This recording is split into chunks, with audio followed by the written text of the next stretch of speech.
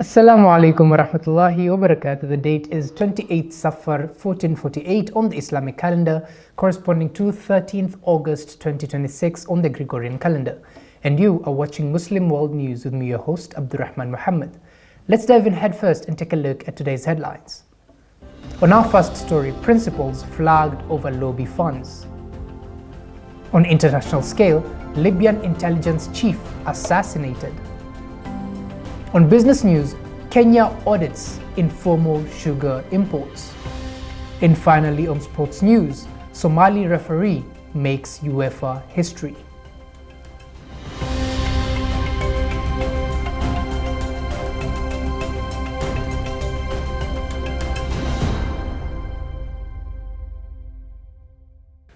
Welcome to this week's edition, dear viewers. Now let's take a look at our first story right here at home.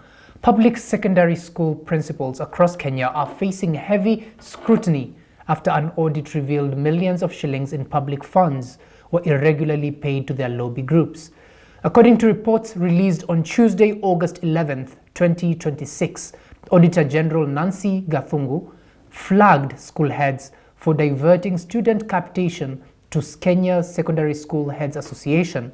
Investigators noted that institutional managers withdrew funds from public coffers to cover monthly subscriptions and association events despite KESSHA lacking recognition as authorized recipient of state revenue. The revelations have intensified calls from Parliamentary Watchdogs Committee for school boards to account for financial management discrepancies and unapproved operational expenditures. Addressing the breach of financial regulations, Auditor General Nancy Gathungu stated, in the circumstances, management was in breach of law and guidelines. Public secondary institutions should not pay taxpayer money to Kesha as subscription fees. As the Ministry of Education prepares fresh compliance directives for school boards, education stakeholders are demanding stricter financial oversight to protect public resources. Now on our next story, dear viewers, President William Ruto has hosted about 900 Muslim sheikhs at State House, outlining government measures aimed at promoting equality, development, and inclusion of Kenya's Muslim community.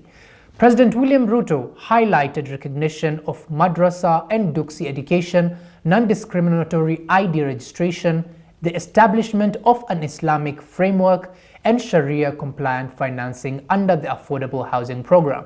Tulikubaliana na nyinyi, muliniuliza ya kwamba munataka masomo ya madrasa na duksi yote yaunganishwe na masomo na yakuwe recognized by law kupitia kwa Wizara ya Education.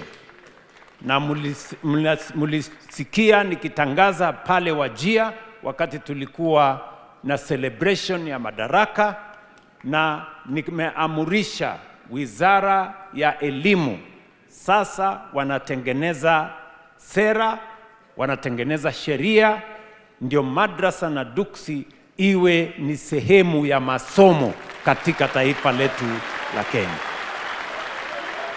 The President also highlighted measures to improve services for Muslims, including the opening of a Saudi Arabia consultant to ease Hajj services, as well as the proposed Isiolo-Mandera Road project estimated at 110 billion shillings. Mulinieleza ya kwamba wakati mnaenda katika haji kule Saudia, wengi wanapata matatizo kwa sababu hatukukuwa na consulate ambaye itasaidia Waislamu, na kwa sababu sisi ni taifa ambayo tunamwamini Mungu na tuko na imani katika maombi, tukasema ni vizuri na mkaniuliza tuweke consulate ambayo itasaidia ndugu zetu Waislamu wanapoenda Maka na Medina kule Jeddah. Leo tumefungua consulate, tuko na consular general, na vile mmesema hapa, safari ya kwenda kwa maombi kwa taifa letu, kwa maisha yetu, kwa maisha yenu na jamii zetu, sasa inaendelea bila matatizo. Vile vile ile passport office ilikuwa imefungwa kule Garissa, tumefungua. Kule Mombasa iko passport office, na leo sasa tunataka kurahisisha wale ambao wanataka kusafiri, hasa kwenda katika maombi, wasiwekewe vikwazo, waende watuombee, waombee taifa letu, waombee jamii zetu, ndio Kenya iweze kupata nafasi ya kwenda mbele. Mimi nasimama hapa mbele yenu leo kusema program zote za serikali ya taifa letu la Kenya sasa inaendeshwa kwa misingi na kuzingatia usawa. Barabara tunazotengeneza Kenya zinatengenezwa kila sehemu. Ile Northern Kenya ambayo ilikuwa imesahaulika miaka nyingi, tunatengeneza barabara ya kwanza kubwa ambayo itatugharimu shilingi bilioni 100 kutoka Isiolo mpaka Mandera, kilomita 750, na hiyo barabara inaendelea kwa kasi. Na kama ni program ya housing, inaendelea kila sehemu ya Kenya. Muslim leaders also called for unity and cooperation while raising issues including education, passports and healthcare. The meeting ended with Muslim leaders pledging cooperation with the government and urging continued unity and inclusion. And Your Excellency, I want just to make a testimony. The other day, my brother had an accident. The bill was 1 million shillings. SHA paid 750,000. I am actually a living testimony of a beneficiary of SHA. So nataka Waislamu wote tujiandikishe, na kulikuwa na fatwa ilitolewa 2017, ile fatwa ya National Hospital Insurance Fund. Ikasemekana hiyo National Hospital Insurance Fund ni sharia compliant. SHA ni sharia compliant.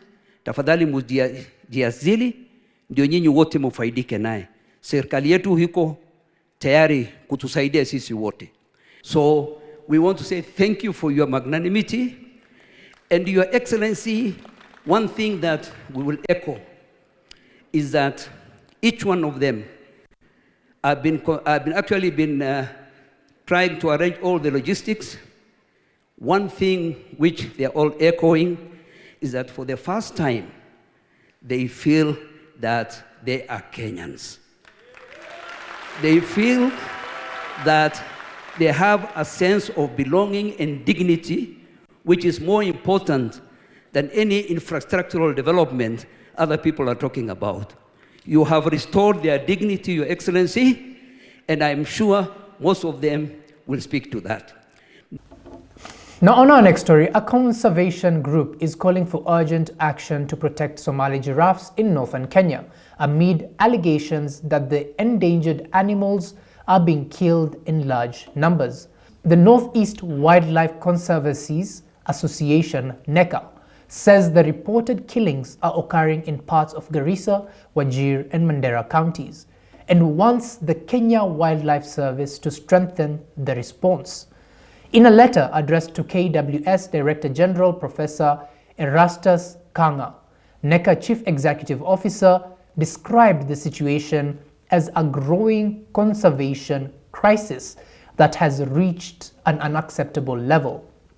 NECA alleges that as many as 3 Somali giraffes are being killed daily.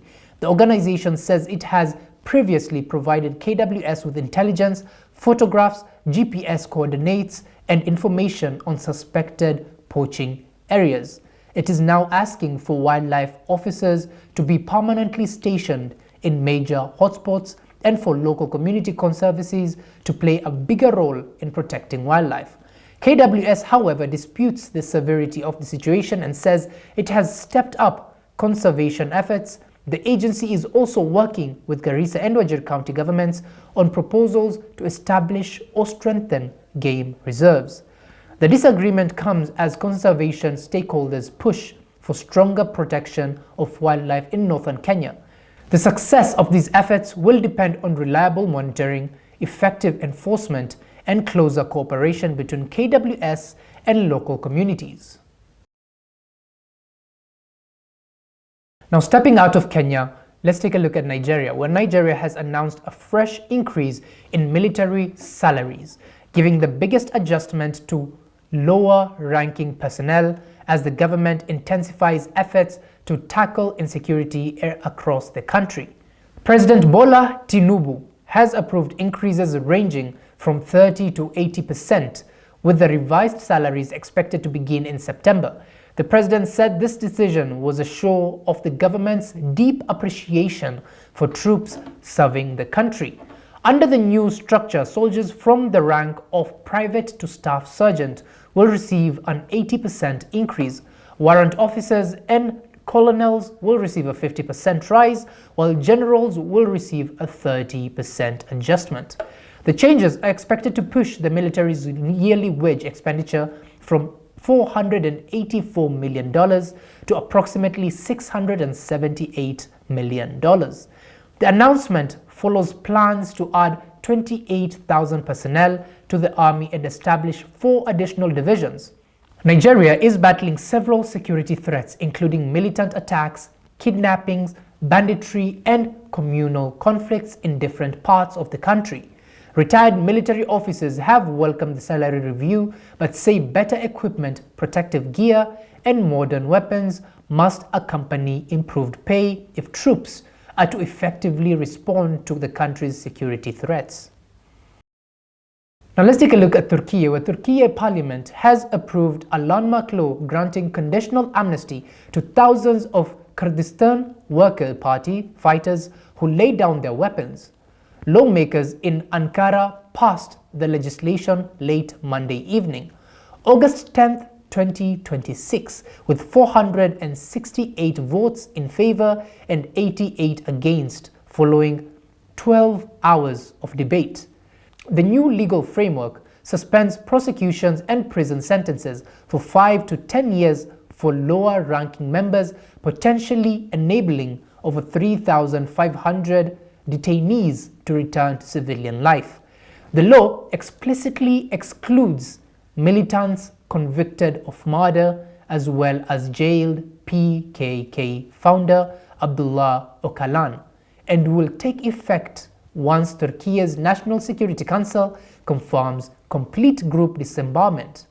Welcoming the passage of the bill in Parliament, pro-Kurdish Dem Party co-chair Tunsa Bakirhan stated, "Today we are turning a new page in Turkey's political history.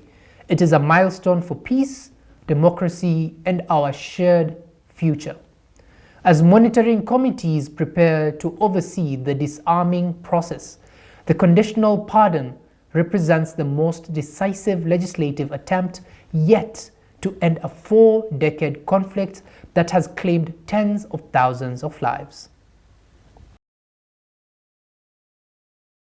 Now, on our next story, the Chief of Military Intelligence for Eastern Libya's Armed Forces, Major General Fawzi al-Manzouri, has been killed in a targeted car bombing in Benghazi. The attack occurred on Monday evening, August 10, 2026, when an explosive device detonated beneath al-Manzouri's vehicle outside his home in the Kawari district. Security forces loyal to Commander Khalifa Haftar have launched a full investigation into the bombing, which makes one of the most high-profile assassinations in eastern Libya in recent years.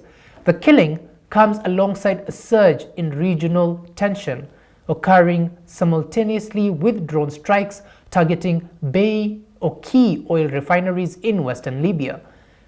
Denouncing the fatal attack, Libyan National Army spokesperson Major General Khalid al-Mahjoub stated, "The assassination of Major General al-Manzouri is a desperate attempt to undermine the security enjoyed by areas under the army's control. Such crimes will not deter the armed forces from their mission to protect Libya's security and eradicate terrorism whenever it exists." As security forces heighten alert level across Benghazi, the targeted killing threatens to deepen political instability across the divided nation. Now, on our next story, hundreds of unaccompanied migrant children are stranded in Spain's North African enclave of Ceuta, going days without food amid an escalating humanitarian and asylum crisis. Reports published on Monday, August 3, 2026, confirmed that over 800 minors remain trapped after swimming around border fences separating Morocco from Spanish territory.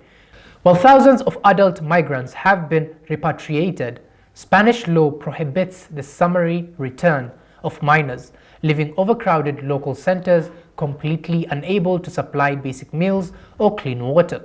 With official shelters operating far beyond their 600-person capacity, hundreds of children are forced to sleep on beaches and streets while relying on local charity for daily survival. Describing the tragic condition after being separated from her family during the crossing, a 17-year-old stranded minor stated, "I saw people stepping on the dead. Now we are children begging on the streets." As political friction deepens between regional leaders and Madrid over mainland transfers, aid workers warn that the humanitarian crisis facing those children will deteriorate further without immediate intervention. And on our next story, nearly 50,000 firefighters backed by dozens of helicopters are battling spreading wildfires across Indonesia as intense El Nino heatwave grips the country. Indonesia's forestry minister reported on Monday, August 10, 2026, that over 170,000 hectares of land have burned since January, double the total area scorched in 2023. The largest wildfire forced authorities to completely shut down Bromo Tengger National Park in East Java after flames destroyed over 700 hectares near Mount Bromo. Firefighting crews across Sumatra and Kalimantan reported severe challenges containing deep peatland blazes due to strong winds, low humidity, and a lack of rain, bearing clouds for cloud seeding operations. Announcing the emergency shutdown of East Java's main tourist park, Bromo Tengger National Park, management posted, "This closure is a critical step to maintaining the safety of visitors, staff, and people in the surrounding areas." With the meteorological agency predicting peak drought conditions through September, emergency services are bracing for further fire outbreaks across vulnerable peat forest ecosystem.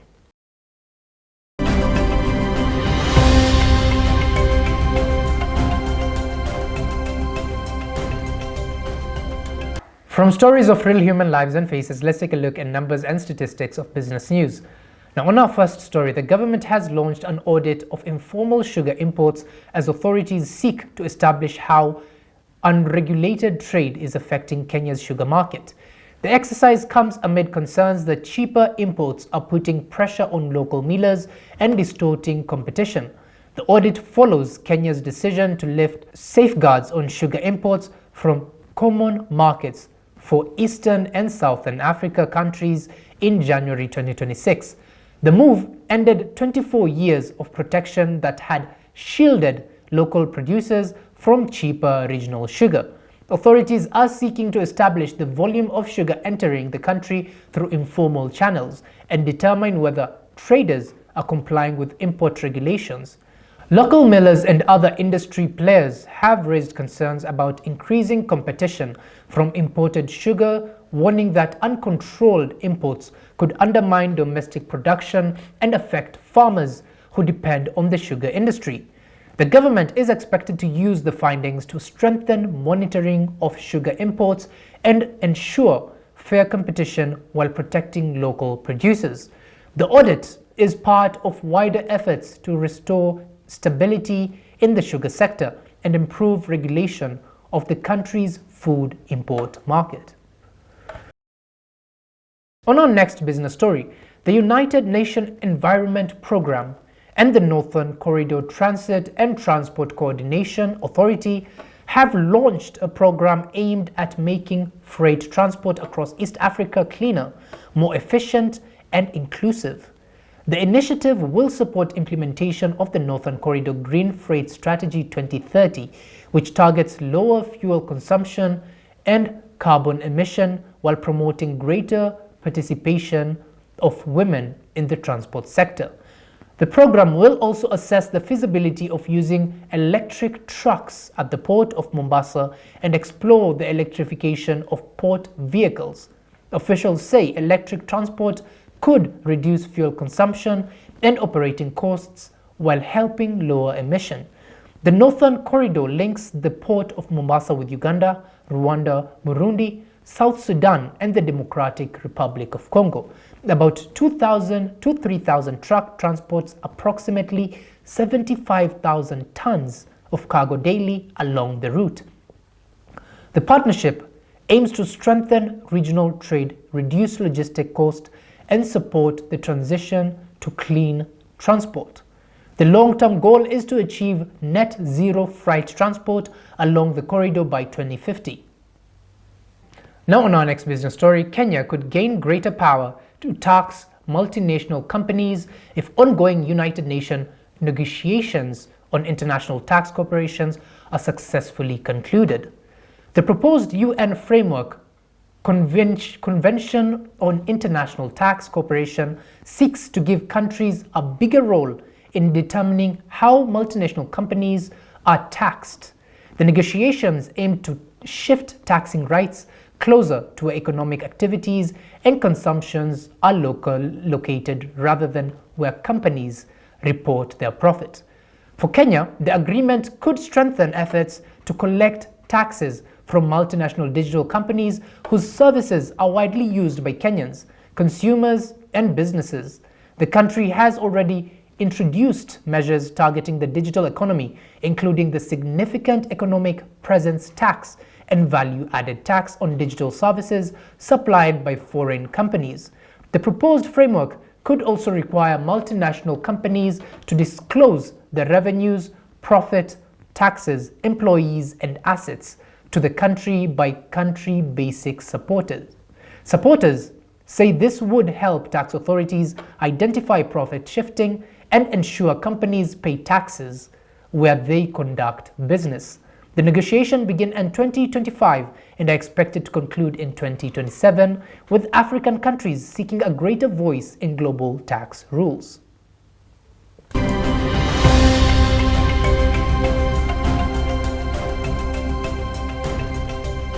From numbers and statistics of business news, now let's take a look at the sports news. We're on our first story. Kenyan race walker Stephen Ndangiri is facing a doping case just days after making history by winning silver in the men's 10,000 meters race walk at the 2026 Commonwealth Games in Glasgow. Ndangiri has been provisionally suspended by the Anti-Doping Agency of Kenya after a sample collected on June 30th tested positive for banned substances including erythropoietin and peptide hormones. The test was conducted while Team Kenya was preparing for the Commonwealth Games at the Moi International Sports Centre in Kasarani. His provisional suspension began on August 5th, 2026, and the athlete has the right to challenge or appeal the findings. The 20-year-old had made history on July 31st by securing Kenya's first ever Commonwealth Games silver medal in the men's 10,000 meters race walk. He finished in a national record time of 38 minutes and 46.37 seconds. If the doping charge is upheld, Ndangiri could lose his medal, national record, and the 1.5 million shilling prize awarded to silver medalists. Now on our next sports story, Gor Mahia may have missed out on the Sekefa Pagame Cup title, but the Kenyan champions will return home with a significant financial reward after finishing as runner-ups in the regional tournament. Gor Mahia lost 2-1 to Rwanda's Rayon Sports after extra time in a dramatic final played at Amahoro Stadium in Kigali. Rayon Sports secured the title after Daniel Muhoza scored the decisive goal in extra time. Gor Mahia had taken an impressive route to the final, including a 5-0 victory over APRFC in the group stage. The Kenyan side later defeated Al Hilal 8-7 on the penalties in the semi-finals after a 1-1 draw.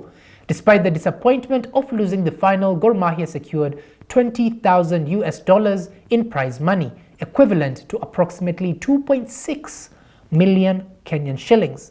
The money is expected to support the club's preparations for the upcoming CAF Champions League campaign.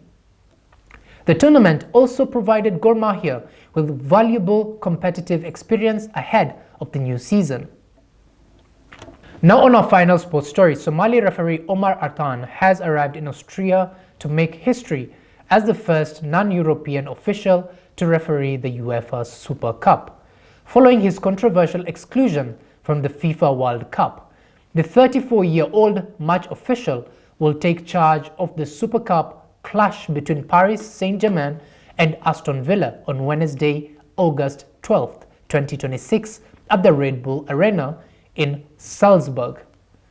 Artan's appointment comes after he was turned away at Miami International Airport on June 6, 2026 by United States border officials, forcing him to miss the World Cup despite being a valid visa holder.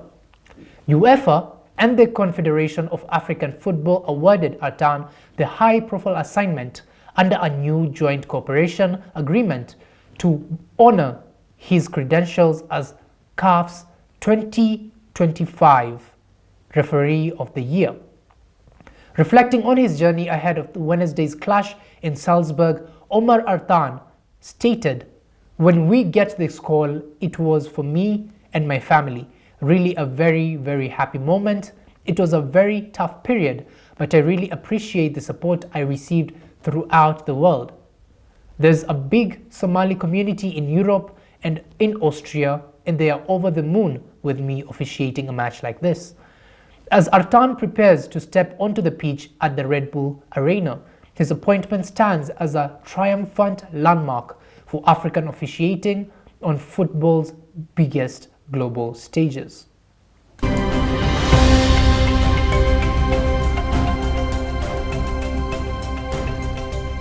And before we wrap up, dear viewers, let's take a trip beneath the waves, because one of ocean's most fascinating creatures has a talent that sounds almost impossible. Did you know octopuses can change not only the color of their skin, but also its texture, allowing them to blend remarkably well with their surroundings? They can make their skin appear smooth, rough, bumpy, or even resemble parts of the environment around them. This incredible ability is controlled by specialized cells in their skin called chromatophores, which help produce different colors and patterns. But color is only part of the trick. Tiny muscles in the skin can change its texture, allowing an octopus to imitate rocks, coral, sand, or other objects around it. And they can do this extremely quickly when they feel threatened or when they're trying to sneak up on prey. It's essentially nature's version of camouflage technology built right into their bodies. So the next time you think you're looking at an ordinary rock or a patch of coral in the ocean, look twice. You might not be looking at a rock at all. So the next time you think you're looking at an ordinary rock or a patch of coral in the ocean, look twice. You might not be looking at a rock at all. You could be looking at an octopus that's already noticed you before you've even noticed it. If you didn't know, dear viewers, now you know. That brings us to the end of today's program of Muslim World News. I've been your host, Abdulrahman Mohamed, and it's been a pleasure having you with us. Stay informed, stay inspired, and may peace be upon you.